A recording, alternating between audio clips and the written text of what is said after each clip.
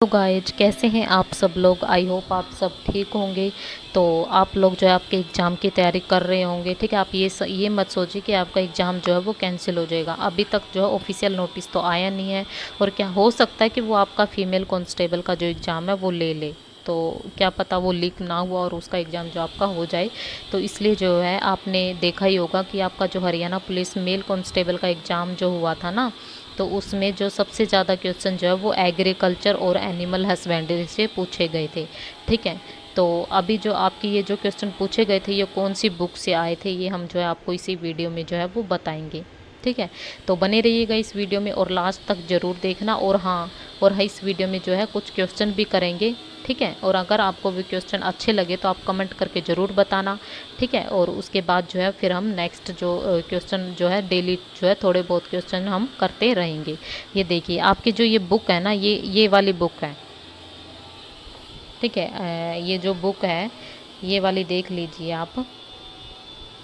ठीक है, ये बुक है इसमें जिसका नाम है टीजीटी पीजीटी जीआईसी एलटी जो है ये कृषि जो है उससे रिलेटेड ही हमारी बुक है।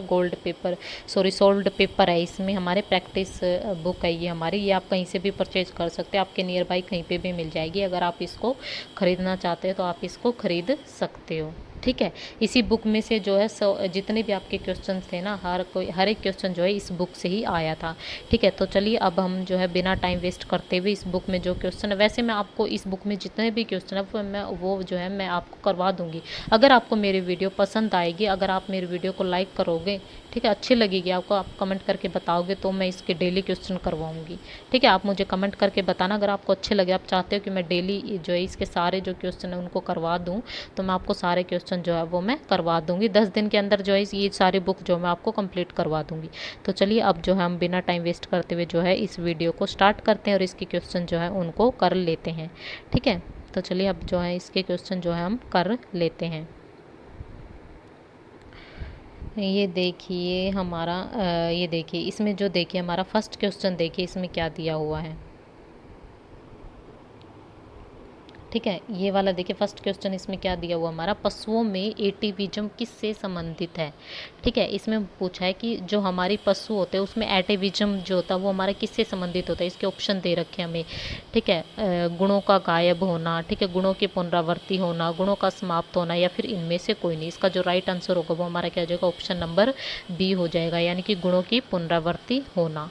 ठीक है, यानी कि जीवों में कभी कभी अकस्मात कोई ऐसा लक्षण विकसित हो जाता है जो वर्तमान जातीय लक्षण न होकर निम्न वर्गीय पूर्वज जाति का होता है और फिर जो है वो अचानक किसी जीव में उभर आता है और इसे गुणों को पुनरावर्ती पूर्वजता जो है वो कहा जाता है। ठीक है, तो इसका राइट क्या हो जाएगा, अपना आंसर जो होगा वो बी हो जाएगा, गुणों की पुनरावर्ती होना। ठीक है, उसके बाद देखिए आपका जो नेक्स्ट क्वेश्चन जो है वो आपका कौन सा दिया हुआ है। ठीक है, नेक्स्ट देखिए आपका है पशुओं का जन्मगत कमियों का क्या कारण है। ठीक है, पशुओं का जो जन्मगत है वो कमियों का क्या कारण है। इसमें आपके ऑप्शन दिए हुए हैं ये ABCD। ठीक है, इसका जो राइट आंसर होगा ना वो आपका हो जाएगा ऑप्शन नंबर डी। क्या हो जाएगा हमारा, आनुवंशिकता। ठीक है, आनुवंशिकता जो इसका राइट आंसर हो जाएगा, यानी कि पशुओं में जो जन्मगत या फिर जन्मजात या फिर पैदाइशी जो कमियों का कारण होता है वो आनुवंशिकता होता है। आपको इसको वैसे भी पूछ सकता है कि पशुओं का, यहाँ पे तो जन्मगत कमियों का कारण पूछ रखा है, आपको जन्मजात भी दे सकता वो या फिर पैदाइशी से भी बोल सकता है। तो उसका आंसर जो होगा वो क्या होगा, आनुवंशिकता होगा, यानी कि आनुवंशिकता में। ठीक है, आनुवंशिकता में माता पिता के गुणसूत्रों में उनके उपासिक विकार कमियों, ठीक है, नवजात बच्चों में आ जाती है जिससे शिशुओं में जो है वो विकार उत्पन्न हो जाता है। ठीक है, तो इसका राइट आंसर क्या हो जाएगा, आनुवंशिकता, यानी कि पशुओं में जन्मगत या फिर जन्मजात या फिर पैदाइशी जो होता है वो कमियों का कारण क्या होता है, आनुवंशिकता होता है। उसके बाद देखिए आपका जो नेक्स्ट क्वेश्चन है वो ये दिया हुआ है।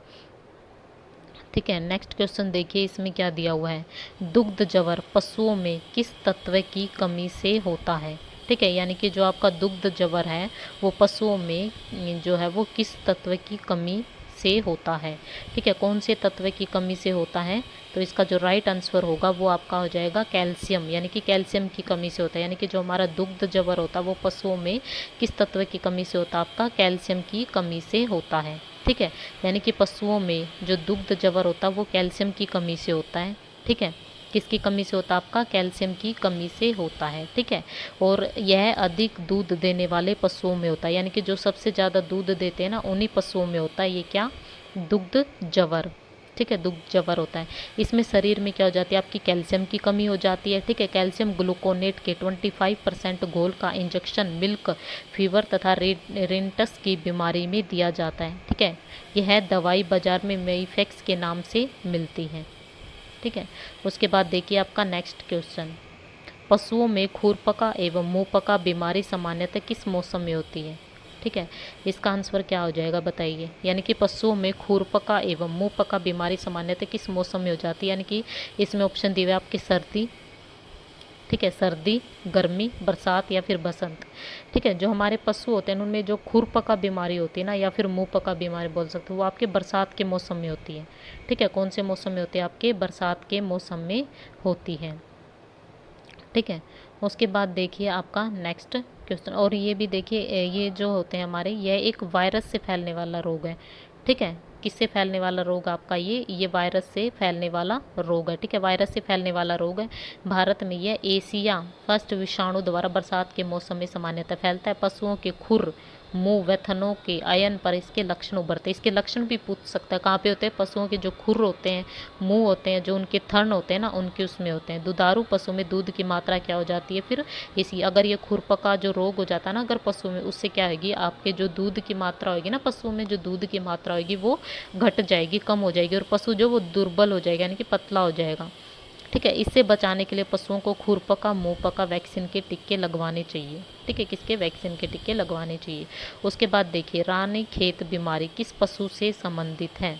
ठीक है, जो आपकी रानीखेत जो आपकी बीमारी है ना, ठीक है, वो किस पशु से संबंधित है? आपका वो मुर्गी से संबंधित है। ठीक है, किससे संबंधित है? वो आपका मुर्गी से संबंधित है। ठीक है, रानीखेत जो होती है एक अत्यधिक घातक और एक संक्रामक मुर्गी रोग है। ठीक है, इस रोग के विषाणु जो थे वो पैरापाइक्सो को सबसे पहले वैज्ञानिक ने वर्ष 1639-40 में उत्तराखंड यानी कि भारत के रानीखेत शहर में क्या किया था? चिन्हित किया था। ठीक है, उसके बाद देखिए आपका जो नेक्स्ट क्वेश्चन है वो क्या है? मृदा का स्थायी गुण कौन सा है? ठीक है, ये आपका जो है इसमें पूछ रखा है कि मृदा का स्थायी गुण जो है आपका वो कौन सा है? ठीक है, यानी कि जो सॉइल होती है उसका जो परमानेंट जो हमारी कैरेक्टरिस्टिक्स होती है वो बतानी है। ठीक है, इनमें से क्या हो जाएगा? इसका ऑप्शन क्या क्या दे रखे? उर्वरता स्तर, पीएच का मान, ठीक है, गठन, यानी कि उर्वरता स्तर, पीएच का मान, गठन या फिर संरचना, इन चारों में से क्या हो जाए? कौन सा ऑप्शन होगा आपका? उर्वरता स्तर आपका नहीं होगा, पीएच का मान भी आपका नहीं होगा, संरचना भी आपका नहीं होगा। इसका राइट आंसर क्या हो जाएगा? Option number C. ठीक है, क्या हो जाएगा? आपका गठन हो जाएगा। ठीक है, उसके बाद देखिए आपका नेक्स्ट क्वेश्चन, कौन सा अम्ल ऑक्सीजन को सोख लेता है? ठीक है, कौन सा अम्ल जो है वो आपका ऑक्सीजन को सोख लेता है? तो बताइए कौन सा अम्ल आपका जो है वो ऑक्सीजन को सोख लेता है? इसमें ऑप्शन कौन से दिए हुए हैं? नाइट्रिक अम्ल, एसिटिक अम्ल, पायरोगोलिक अम्ल या फिर साइट्रिक अम्ल। ठीक है, तो इसका राइट आंसर क्या हो जाएगा? ऑप्शन नंबर सी, यानी कि पायरोगोलिक अम्ल जो है इसका राइट आंसर हो जाएगा। ठीक है, जो हमारे पायरोगोलिक जो अम्ल होते हैं ना, ठीक है, वो जलीय पौधों, ठीक है, पायरोगोलिक अम्ल जो होते हैं वो जलीय पौधे, ठीक है, कौन से? माइरियोफाइलम स्पाइकेटम से प्राप्त किया जाता है, जो हवा से, ठीक है, ऑक्सीजन को क्या कर लेते हैं? अवशोषित करके रंगीन विलयन से भूरे रंग के विलयन में बदल देते हैं। ठीक है, रंगीन विलयन से किस में? भूरे रंग में बदल जाते हैं वो। ठीक है, भूरे रंग में क्या कर देते हैं? उनको बदल देते हैं। ठीक है, उसके बाद देखिए आपका नेक्स्ट क्वेश्चन, पौधों को जिन 2 तत्वों की सर्वाधिक आवश्यकता होती है वह कौन से होते हैं? तो बताइए, यानी कि पौधों को जिन 2 तत्वों की सर्वाधिक आवश्यकता होती है वो एक तो पोटासियम होता है, ठीक है, दूसरा कौन सा होता है? जस्ता, तांबा, नाइट्रोजन या फिर सल्फर। तो इसका राइट आंसर क्या हो जाएगा? नाइट्रोजन। यानी कि पौधों को तत्वों की सर्वाधिक आवश्यकता होती है। कौन कौन से तत्वों की सर्वाधिक आवश्यकता होती है? एक तो आपका होता है पोटाशियम और एक आपका क्या होता है? नाइट्रोजन। ठीक है, पोटासियम और नाइट्रोजन की जो है आवश्यकता होती है। ठीक है, ये देखिए नाइट्रोजन जो होती है वो पौधों में नाइट्रोजन से अमीनो अम्ल, प्रोटीन, जीवद्रव्य, विटामिन, हार्मोन्स के एंजाइम का निर्माण होता है। या क्लोरोफिल प्रकाश संश्लेषण के लिए बहुत ज़्यादा आवश्यक होता है। और फास्फोरस से क्या होता है? आपका कोशिका विभाजन, ठीक है, कोसा विभाजन न्यूक्लिक अम्ल के निर्माण, प्रकाश संश्लेषण में सहायक होता है। पोटासियम क्या करता है आपका, जड़ों को मजबूत बनाना, सूखने से बचाना, ठीक है, पौधों को गिरने से बचाना, शक्ति प्रदान करना, ये सारे किसके होते हैं आपके, पोटासियम के काम होते हैं। उसके बाद देखिए हरी खाद का प्रयोग, ठीक है, अधिकतर किस तत्व के स्रोत के रूप में किया जाता है। ठीक है, जो आपकी हरी खाद होती है ना, हरी खाद का प्रयोग अधिकतर किस तत्व के स्रोत के रूप में किया जाता है। इसके ऑप्शन दे रखे कार्बन, जिंक, नाइट्रोजन या फिर फास्फोरस। तो बताइए इसका राइट आंसर क्या हो जाएगा। ठीक है, हरी खाद का प्रयोग अधिकतर किस तत्व के रूप में किया जाता है, तो इसका जो राइट आंसर हो जाएगा वो हमारा क्या हो जाएगा, नाइट्रोजन। ठीक है, किसके लिए किया जाता है, नाइट्रोजन।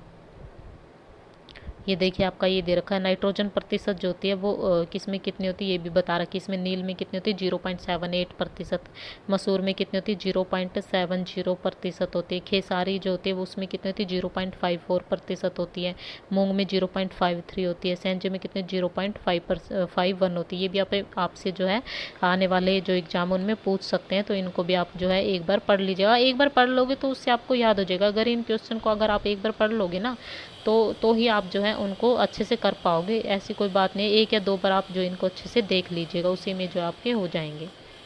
उसके बाद देखिए नेक्स्ट, वर्तमान में भारत की सर्वाधिक यांत्रिकीय खेती की फसल कौन सी है।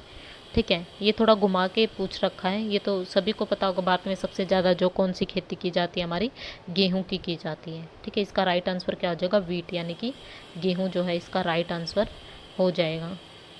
ठीक है, उसके बाद देखिए आपका जो नेक्स्ट क्वेश्चन है वो नेक्स्ट आपका क्या दे रखा है, यानी कि जो वाटर हार्वेस्टिंग शब्द का प्रयोग सर्वप्रथम किसके द्वारा किया गया।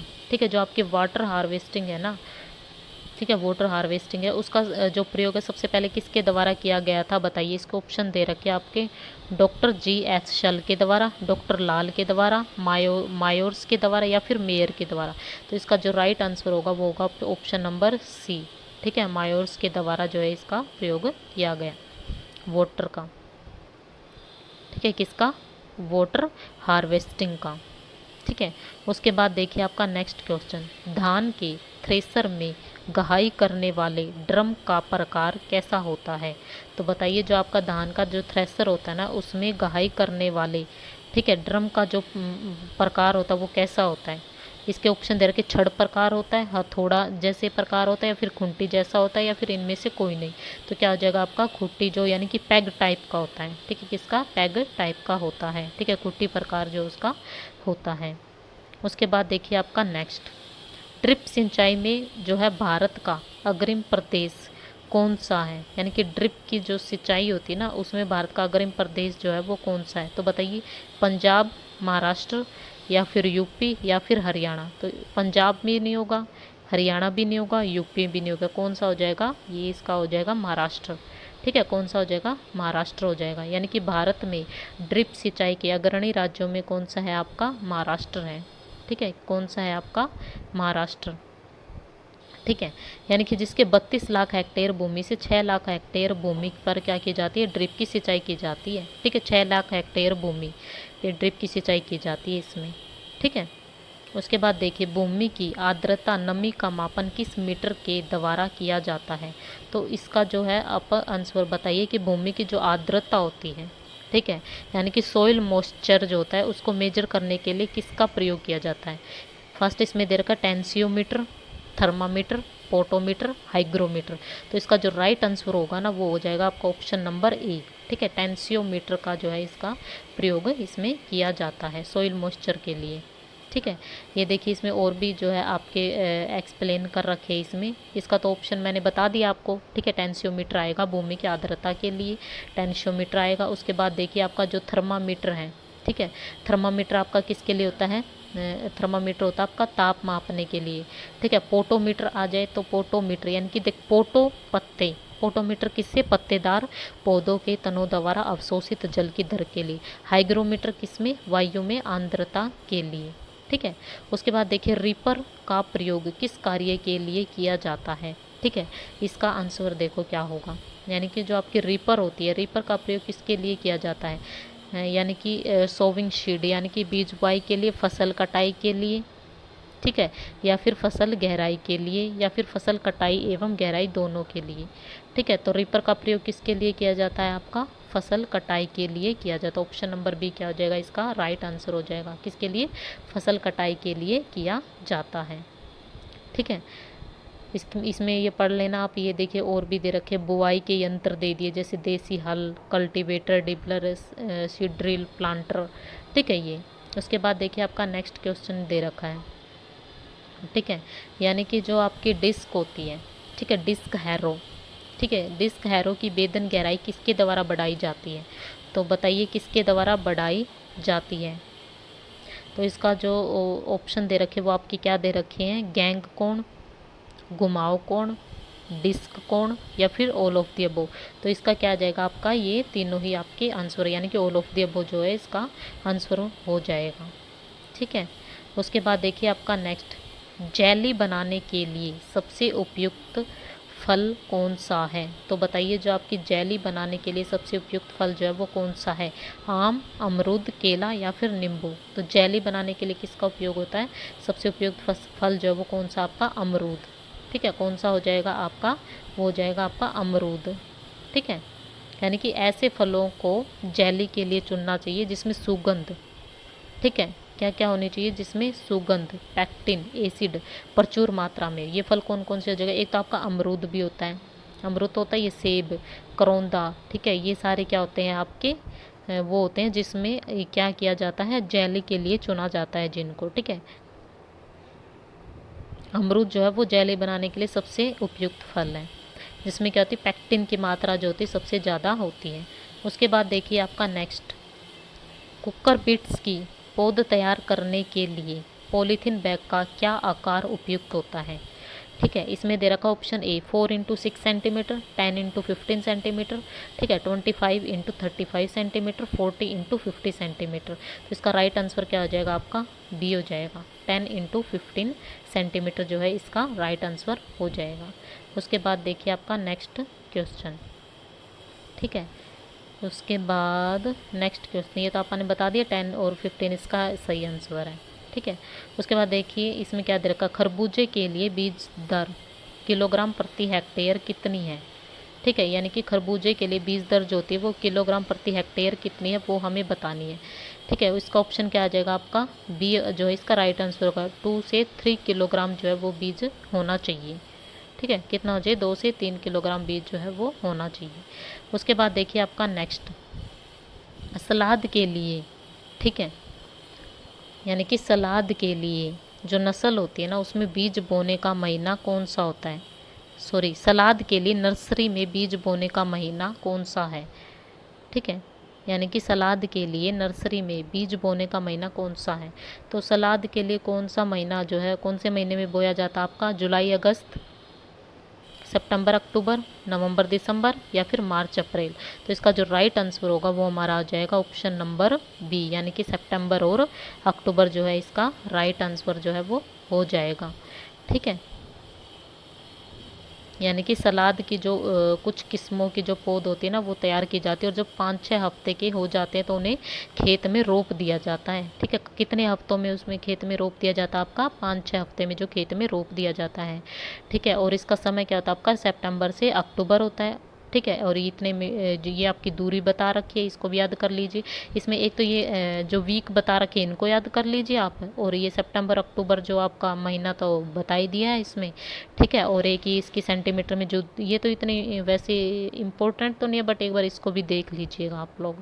ठीक है, तो गाइज ये जो है आज के हमने 20 क्वेश्चन जो है इस बुक से कर लिए हैं। ठीक है, आपको ये क्वेश्चन कैसे लगे हैं?